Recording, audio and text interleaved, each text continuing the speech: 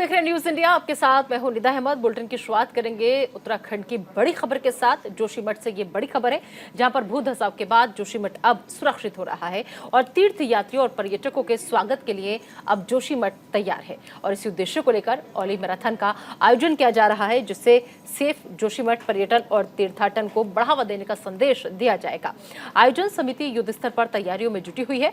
मुख्यमंत्री पुष्कर सिंह धामी शनिवार को जोशीमठ पहुंचकर ओली मैराथन में प्रतिभाग करेंगे और ski and mountaineering association Uttarakhand की तरफ से पहली बार आयोजित इस मैराथन में मुख्यमंत्री की मौजूदगी में निश्चित ही देश दुनिया में जोशीमठ को लेकर सकारात्मक संदेश जाएगा। वहीं पर्यटकों तीर्थयात्रियों में जोशीमठ को लेकर जो नकारात्मक संदेश गया है, उससे भी निजात मिलेगी।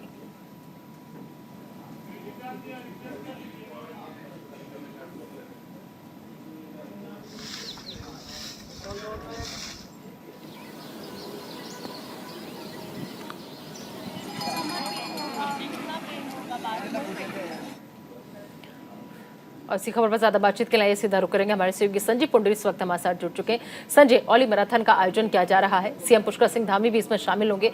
कहीं ना कहीं एक जो नकारात्मकता फैली थी और लोग डरे हुए थे जोशीमठ को लेकर के, वो कहीं ना कहीं सकारात्मक संदेश के रूप में बदलती भी इस मैराथन से नजर आएगी।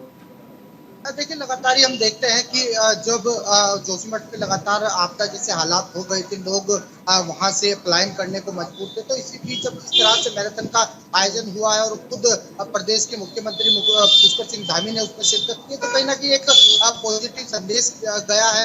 हालांकि इसको लेकर कई दिन पहले से ही यहाँ पर तैयारी चल रही थी, साफ सफाई चल रही थी और अब इस कार्यक्रम का आयोजन हो गया है। निदा, संजय, मुख्यमंत्री के साथ साथ और कौन कौन पहुंच सकता है?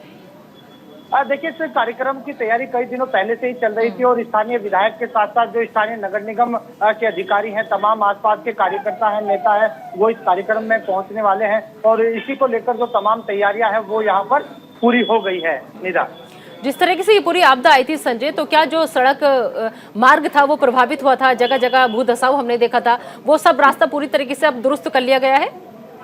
देखिए, लगातार ही जिस वक्त आपदा जैसे हालात हो गए थे और जोशीमठ में तमाम जो लोग थे वो पलायन करने को मजबूर थे, उसी के बाद से उत्तराखंड सरकार तमाम वहां प्रयास कर रही थी और लोगों के लिए वहां रहने खाने की व्यवस्था भी की गई थी। इसके बाद अब जो सड़क प्रभावित हुई थी उसको भी ठीक कर दिया गया है। तमाम जो सुविधाएं हैं वहां लोगों को मिल रही है, क्योंकि चारधाम यात्रा भी नजदीक है। ऐसे में जो देश विदेश के श्रद्धालु होते हैं, पर्यटक होते हैं, वो उत्तराखंड का रुख करते हैं। तो कहा जा सकता है कि जो तमाम तैयारी है वो सरकार की ओर से कर ली गई है और जो प्रभावित सड़क मार्ग थे वो भी सही हो गए हैं। निदा, बिल्कुल ठीक है संजय, आप हमारे साथ बने रहिए। तो सीएम पुष्कर सिंह धामी भी इस मैराथन का हिस्सा बनने के लिए शामिल होंगे इसमें। हरिद्वार से एक अहम खबर का रुख कर लेते हैं। हरिद्वार के वैदिक निकेतन आश्रम पहुंची वीएचपी नेता साध्वी प्राची ने मुस्लिम समुदाय को लेकर विवादित बयान पर सफाई दी है। उन्होंने कहा कि मैंने मुस्लिम महिलाओं के भले के लिए बोला है, हिंदू लड़कों से शादी करके उन्हें बुर्का तो नहीं पहनना पड़ेगा और गर्मी इतनी होती है कि एसी में बैठ पाना मुश्किल होता है और इसे देखकर मुझे पीड़ा पहुंचती है। दरअसल साध्वी प्राची ने बरेली में हनुमान जयंती के मौके पर कहा था कि हिंदू लड़कों से मुस्लिम लड़कियां विवाह करें तो कई लाभ होंगे, वो खुशहाल जीवन जी सकेंगी, उन्हें न काले लिबास में रहना होगा और न ही 3 तलाक और हलाला झेलना पड़ेगा, जिसे लेकर विवाद बढ़ गया था। कहीं उनका समर्थन किया गया तो कहीं मौलाना इस बयान का विरोध कर रहे हैं।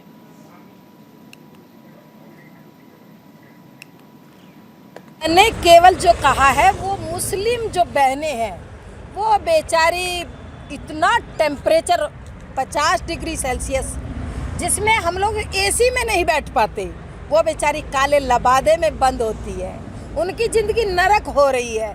उधर सबसे बड़ी एक मुझे कई बार सुनकर के बड़ा दुख भी होता है, शर्म आती है कि जिस लड़के के साथ उसकी शादी होती है उसको हलाला जरूर करना पड़ेगा।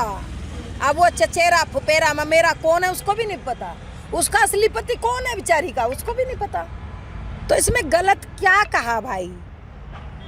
हलाला से पीछा छूट जाएगा और काले लबादे से भी पीछा छूट जाएगा।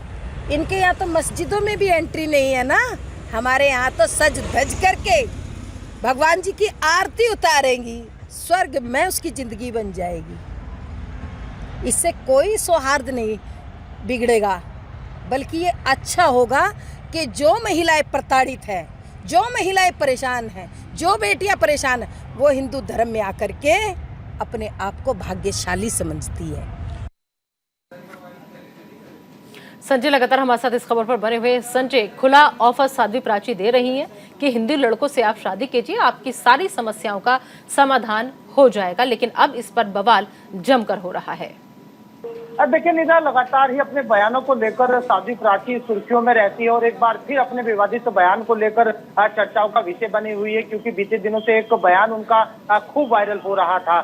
हालांकि आपको बता दें, बरेली में ये हनुमान जयंती के दौरान इन्होंने एक बयान दिया था और उस बयान में कहा था कि मुस्लिम लड़कियों को हिंदू धर्म में शादी करने का खुला ऑफर है। हालांकि ये किसी पार्टी से नहीं, हालांकि इनकी पर्सनल व्यक्तिगत इनकी एक सलाह थी मुस्लिम लड़कियों को, लेकिन कहीं ना कहीं हम देख रहे हैं कि जहां कई लोग समर्थन कर रहे हैं तो वहीं जो मौलाना है वो इनका विरोध कर रहे हैं। उस पर कहीं ना कहीं कई बयान भी अब सामने आ रहे हैं, क्योंकि हमने देखा है कि कल जिस तरह से ये हरिद्वार पहुंची थी और इन्होंने अपने बयान पर सफाई दी है। इन्होंने कहा है कि गर्मी का सीजन होता है, इस दौरान जो मुस्लिम लड़कियां होती है वो बुर्के में रहती है, काले लबादे में रहती है, कहीं ना कहीं टेम्परेचर भी ज्यादा होता है तो उन्हें गर्मी लगती होगी। उनकी पीड़ा को समझते हुए मेरा ये बयान है, इसको लेकर तमाम प्रतिक्रियाएं भी आ रही है। निदा, लेकिन संजय, सोशल मीडिया पर भी जमकर ये बयान जो है वो वायरल हो रहा है। ऐसे में कुछ लोग ऐसे भी हैं जो ये भी कह रहे हैं कि साध्वी प्राची को पहले अपने हिंदू धर्म में देखना चाहिए कि वहां पर कैसे आज भी बहुत सी महिलाएं ऐसी हैं जो लंबे लंबे घूंघट के साथ दिन भर गर्मी के महीने में भी रहती हैं, घर का सारा कामकाज भी करती हैं, तो उन्हें भी तो गर्मी लगती होगी। तो सबसे पहले घूंघट अपने धर्म की औरतों को नहीं उतरवाना चाहिए। लगातार ही हम आपको बता दें, सभी धर्मों में अपने अपने रहने से, अपने अपने शादी करने से या अपने अपने रिवाज से रहने का अधिकार है। ऐसे में अगर कोई बयान देता है तो वो निंदनीय है लगातार, क्योंकि हमने भी इनसे पूछा है तो इनका भी कहना है कि मुझे पीड़ा होती है जब मुस्लिम लड़कियां बुर्के में रहती है, गर्मी के सीजन में रहती है। तो साफ तौर पर अब जिस तरह से हम देख रहे हैं कि विपक्ष भी इन पर लगातार हमलावर है, हालांकि चुनाव नजदीक है और जिस तरह से विपक्ष का लगातार कहना है कि इन्हें बयानबाजी करके मीडिया की सुर्खियां बटोरने की आदत है, तो कहीं ना कहीं हम देखते हैं कि जब साध्वी प्राची पहुंचती है तो कहीं ना कहीं कोई ऐसा बयान देती है जिससे चर्चाओं का विषय बन जाता है। निदा, बिल्कुल, लेकिन ऐसे बयान चर्चा का विषय तब और ज्यादा बन जाते हैं संजय, जब बिना किसी आधी अधूरी जानकारी के हम कुछ भी किसी भी धर्म के बारे में कह जाते हैं। क्योंकि साध्वी प्राची को इतना जरूर पढ़ लिख लेना चाहिए था कि अगर हलाला होता है तो किस कंडीशन में होता है, या फिर हलाला का मतलब क्या है। किसी भी लड़की का विवाह या शादी मुस्लिम समुदाय में हलाला करके नहीं होती। चलिए, बहुत बहुत शुक्रिया। और अब बात करते हैं आगे लक्सर तहसील की। लक्सर तहसील सभागार में उप जिलाधिकारी गोपाल राम बिनवाल ने अमीनों और लेखपालों के साथ बैठक की और बैठक में गोपाल राम बिनवाल ने ग्रामीणों के दस्तावेज समय से पहले ही उन्हें बनाकर जारी करने के निर्देश दिए। उन्होंने साफ तौर पर चेतावनी दी कि अगर किसी ने भी अपने काम में लापरवाही की तो उसके खिलाफ कार्रवाई की जाएगी। तहसील में प्रमाण पत्रों के निस्तारण के संबंध में अमीनों को और लेखपालों को डायरेक्शन दिए गए हैं। वर्तमान में एडमिशन की प्रक्रियाएं चल रही हैं, बहुत सारे फार्म बच्चों के द्वारा भरे जाते हैं, तो इनको निर्देशित किया गया है कि प्रमाण पत्रों का निस्तारण यथासमय हो, इसमें किसी प्रकार का विलंब न किया जाए और कोई भी व्यक्ति प्रभावित न हो। इसके साथ साथ अवैध खनन के संबंध में भी सभी अमीनों को लेखपालों को निर्देशित करा गया है। टीम बनाई गई है कि क्षेत्र में किसी भी प्रकार का कोई अवैध अधिक खनन ना हो, और यदि कोई इस प्रकार का अवैध खनन पाया जाता तो उनके विरुद्ध कार्रवाई करें और रात्रि में भी टीम गश्त करे। अगली खबर हरिद्वार के लक्सर से। लक्सर में लोक निर्माण विभाग राष्ट्रीय राजमार्ग देहरादून के द्वारा लगभग 24 करोड़ की लागत से बनाया गया पुल आज शो पीस बनकर खड़ा हुआ है। ग्रामीण आज भी अपनी जान जोखिम में डालकर सोलानी नदी को पार करने के लिए मजबूर हैं। 27 फरवरी 2021 को पुल का निर्माण शुरू किया गया था। पुल तो बनाकर के तैयार कर दिया गया, लेकिन पुल को जोड़ने वाले संपर्क मार्ग नहीं बनाए गए। शिकायतकर्ता अश्वनी चौधरी ने कहा कि उन्होंने इसकी शिकायत लक्सर उप जिला अधिकारी से लेकर उत्तराखंड के मुख्यमंत्री धामी तक कर दी, लेकिन आज तक कोई समाधान नहीं हुआ और पुल का संपर्क मार्ग नहीं बना।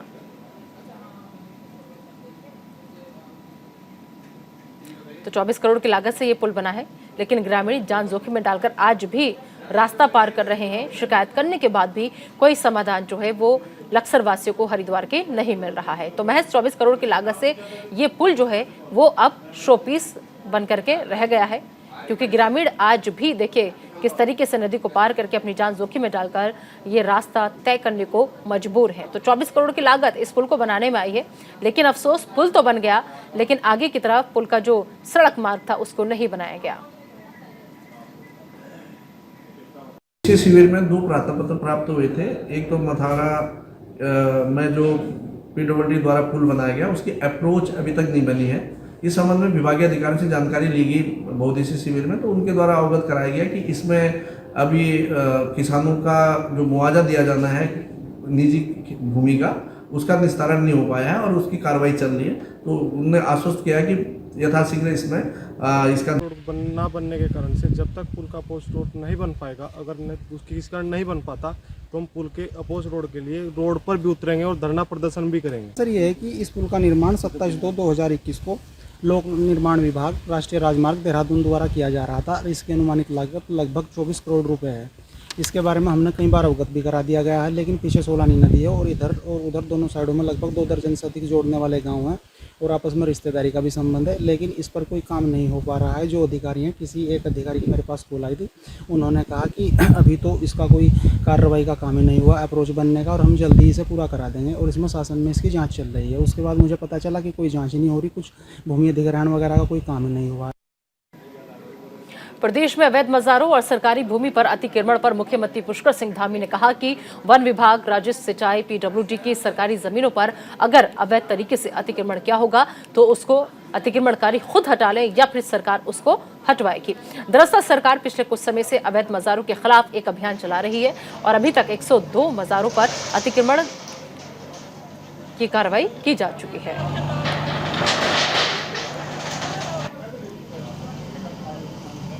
तो सीएम धामी ने अतिक्रमणकारियों को चेतावनी दी है, अतिक्रमण खुद हटा ले वरना सरकार इस सबको हटा देगी। तो अवैध मजार के मामले कई दिनों से चर्चा का विषय बने हुए हैं उत्तराखंड में, और अब अवैध मजारों पर सीएम धामी के तेवर जो है वो सख्त नजर आ रहे हैं। सीएम धामी ने अतिक्रमणकारियों को चेतावनी दी है कि आप या तो अतिक्रमण खुद हटा लें वरना सरकार इस सबको हटा देगी। कानून को मानने वाले लोग हैं, कानून पर विश्वास करने वाले लोग हैं। जो भी अतिक्रमण है, हमने उनसे कहा है अतिक्रमण करवाने के पीछे जो लोग भी हैं वो स्वतः ही अपना अतिक्रमण हटा लें, उस पर पीछे हट जाए, अन्यथा सरकार उस पर सख्ती से काम करेगी। क्योंकि हमारा तुष्टीकरण करने का उद्देश्य नहीं है, हम किसी के खिलाफ नहीं है, लेकिन ये जबरदस्ती जो अतिक्रमण है, कब्जेबाजी है, इसको हम निश्चित रूप से चाहे जिस स्तर पर भी होगा, चाहे वो वन विभाग पर होगा, पीडब्ल्यूडी पर होगा, राजस्व विभाग की जमीन पर होगा, सिंचाई विभाग की जमीन पर होगा, जहाँ पर भी अतिक्रमण होगा उस अतिक्रमण को हमने कहा है कि स्वतः ही हटा ले। ये जिहाद, लैंड जिहाद किसी तरह से भी उत्तराखंड के अंदर नहीं चलेगा। इधर हरिद्वार के जमालपुर कला गांव में गांव-गांव चलो घर घर चलो अभियान शुरू किया गया है और पूर्व केंद्रीय मंत्री और हरिद्वार सांसद रमेश पोखरियाल निशंक ने इस अभियान की शुरुआत की है और उन्होंने घर घर जाकर जन कल्याणकारी योजनाओं वाले पत्र ग्रामीणों को बांटे। और इस दौरान सांसद निशंक ने कहा कि इस अभियान की शुरुआत भारतीय जनता पार्टी ने की है और पीएम मोदी की अगुवाई में देश निरंतर तरक्की कर रहा है।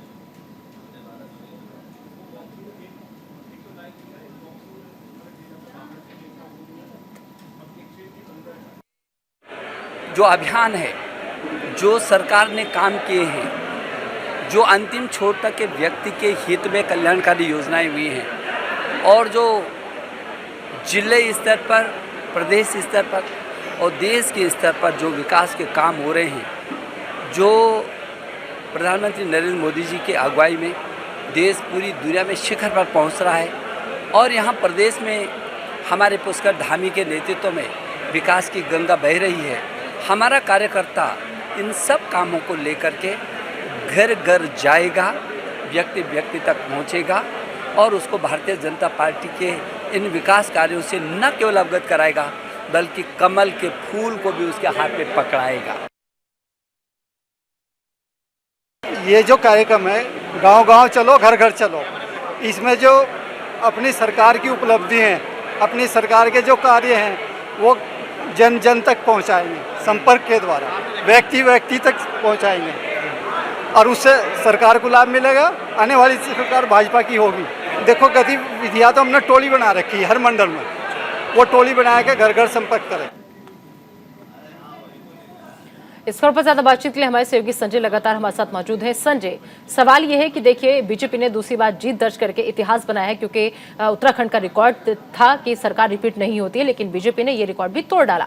लेकिन क्या अभी भी उत्तराखंड वासियों को घर घर जाकर के समझाने की जरूरत है कि बीजेपी ने उनके लिए क्या किया, क्योंकि गाँव गाँव चलो घर घर चलो अभियान की शुरुआत की गई है। देखिए निधर, जैसे जैसे चुनाव नजदीक आते हैं वैसे वैसे ही जो नेता होते हैं, कार्यकर्ता होते हैं, सक्रिय हो जाते हैं। यही वजह है कि 2022 लोकसभा चुनाव से पहले जो भारतीय जनता पार्टी है पूरी तरह सक्रिय नजर आ रही है। घर घर जाओ गांव गांव चलो के तहत एक अभियान शुरू किया है। उसमें घर घर जाकर लोगों को कल्याणकारी योजना बताई जा रही है। लेकिन हम देखते हैं कि जिस तरह से जो पूर्व केंद्रीय मंत्री रमेश पोखरियाल निशंक है वो उसी समय में दिखाई देते हैं जब चुनाव का अब समय होता है, क्योंकि लगातार लोगों का यही कहना है कि जो सांसद होते हैं वो हमारे पास नहीं आते, जैसे ही चुनाव आते हैं वो सक्रिय हो जाते हैं। लेकिन देखने वाली बात होगी किस तरह से इस बार भी लोकसभा में किस तरह जीत दर्ज करती है, ये तो आने वाला वक्त ही बताएगा। क्योंकि हम देख रहे हैं कि विधानसभा चुनाव हो या फिर पंचायत चुनाव हो, दोनों में ही भारतीय जनता पार्टी को जीत हासिल हुई है। इसके बाद अब लगातार ही अब जनता के बीच जो भारतीय जनता पार्टी के नेता पहुंच रहे हैं, इनका कितना असर जनता तक पड़ता है, कितनी योजनाओं से प्रभावित होते हैं, ये आने वाला वक्त बताएगा। तो ये जो अभियान की शुरुआत है, गांव के हर एक घर में इनको जाना है, ये विधानसभा क्षेत्र अलग अलग निर्धारित कर दिए गए हैं या फिर सभी सांसदों को उनका इलाका जो है वो बांट दिया गया है? कैसे इस अभियान की शुरुआत जो है, ये अभियान आगे कैसे बढ़ेगा? क्या रोड मैप पूरा तैयार किया गया है इस अभियान को लेकर? लगातार हम देखते हैं कि जब जो हरिद्वार के सांसद रमेश पोखरियाल है वो लगातार ही बैठक कर रहे हैं और बैठक में बूथ को मजबूत करने की बात कह रहे हैं। हालांकि इसको लेकर लगातार ही भारतीय जनता पार्टी के नेता और कार्यकर्ता टोलियों बना रहे हैं। टोलियों के माध्यम से गांव-गांव जा रहे हैं, ब्लॉक स्तर पर जा रहे हैं, अलग अलग टीम के माध्यम से इन्होंने रोड मैप तैयार किया है। इस रोड मैप का कितना असर पड़ता है, किस तरह से जनता तक योजनाएं पहुंचा पाते हैं, किस तरह उन्हें प्रभावित करते हैं, ये लोकसभा चुनाव में साफ हो पाएगा। लेकिन अपनी तैयारी शुरू कर दी है। बिल्कुल ठीक है संजय, आप बने रहिए हमारे साथ। तो लगातार इस अभियान को आगे बढ़ाने की कोशिश में बीजेपी उत्तराखंड में लगी हुई है। हरिद्वार से एक और अहम खबर, हरिद्वार में स्नान करने आए गंगा में 6 युवक जो थे वो डूब रहे। श्रद्धालु की पुलिस ने जान बचा ली और वहीं गंगा में डूबने से एक श्रद्धालु की मौत हो गई। पुलिस ने शव को फिलहाल कब्जे में लेकर पोस्टमार्टम के लिए भेज दिया है। फिलहाल पुलिस मामले की जांच कर रही है। तो गंगा में डूबने से एक श्रद्धालु की मौत हुई है। तो हरिद्वार से यह अहम खबर, जहां पर आपको बता दें कि गंगा में डुबकी लगाने के दौरान ये हादसा हो गया। 6 श्रद्धालु जो थे वो गंगा में डूब गए।